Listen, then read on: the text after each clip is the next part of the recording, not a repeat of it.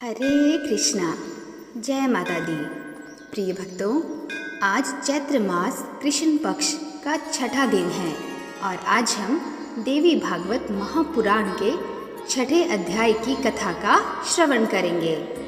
इस अध्याय में सती के साथ भगवान शिव का हिमालय पर्वत पर आना, सभी देवों का हिमालय पर विवाहोत्सव में पहुंचना, नंदी द्वारा हिमालय पर आकर शिव की स्तुति करना और शंकर द्वारा उनको प्रमथाधिपति पद प्रदान करना आदि बातों का वर्णन है।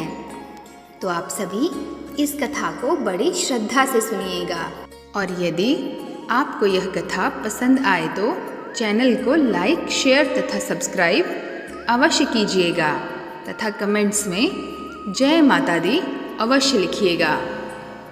श्री महादेव जी बोले, हिमालय के श्रेष्ठ शिखर पर सती के साथ महादेव जी के आने पर सभी देवगण भी वहां पहुंच गए। महर्षि गण, देव पत्नियां, सर्प, गंधर्व एवं हजारों किन्नरियां वहां पहुंच गई। सखियों के साथ मेरु दुहिता, गिरिंद्र वनिता, मेनका तथा मुनि पत्नियां भी वहां आ गई।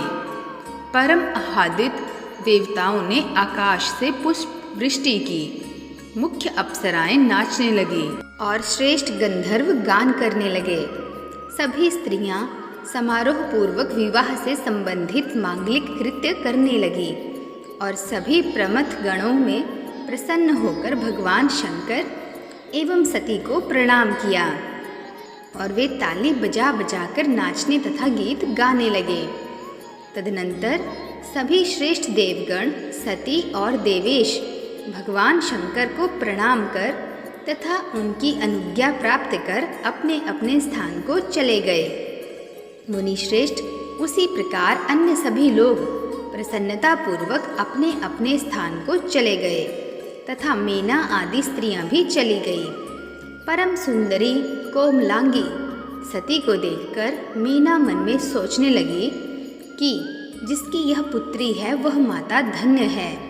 मैं प्रतिदिन यहाँ आकर सुमुखी सती की आराधना करके पुत्री भाव से इसे प्राप्त करने की प्रार्थना करूँगी, इसमें संशय नहीं है। इस प्रकार गिरिराज पत्नी मेना मन में विचार करके त्रिलोक माता अंबिका को कभी भी नहीं भूल पाई। शंकर प्रिया सती के घर प्रतिदिन आकर वे उनके प्रति परम स्नेह भाव से प्रीति बढ़ाने लगी। तदनंतर एक बार बुद्धिमानों में श्रेष्ठ ज्ञानी और शिव भक्त नंदी, जो दक्ष की सेवा में थे, वहां आए और उन्होंने भगवान महेश को भूमि पर गिरकर दंडवत प्रणाम किया।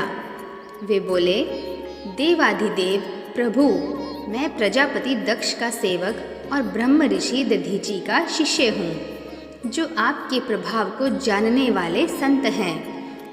देवेश शरणागत वत्सल, आप मुझे मोहित मत कीजिए। मैं आपको साक्षात परमेश्वर और परमात्मा के रूप में जानता हूँ।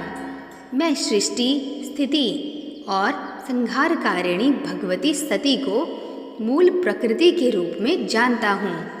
इस प्रकार कहकर नंदी ने भक्तों पर कृपा करने वाले भगवान शंकर का अपनी परम भक्तिपूर्ण गद्य वाणी से स्तवन किया।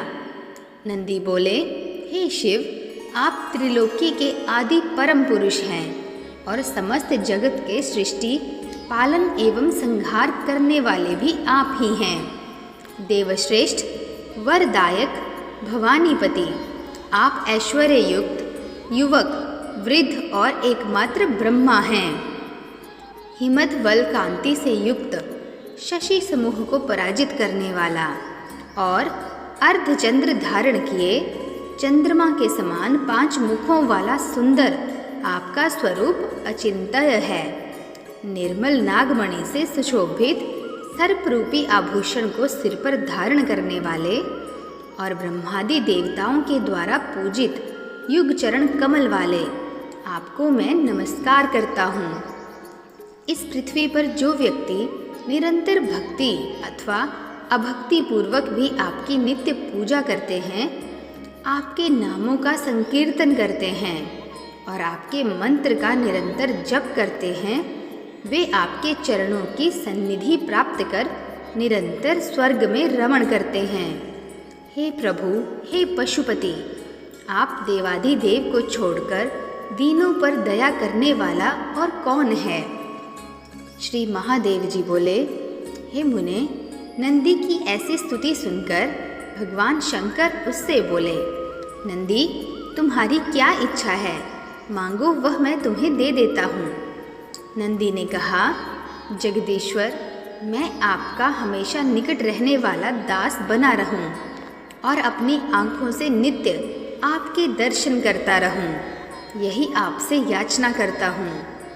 शिव जी बोले, वत्स, जो तुमने मांगा है निश्चित रूप से वही होगा।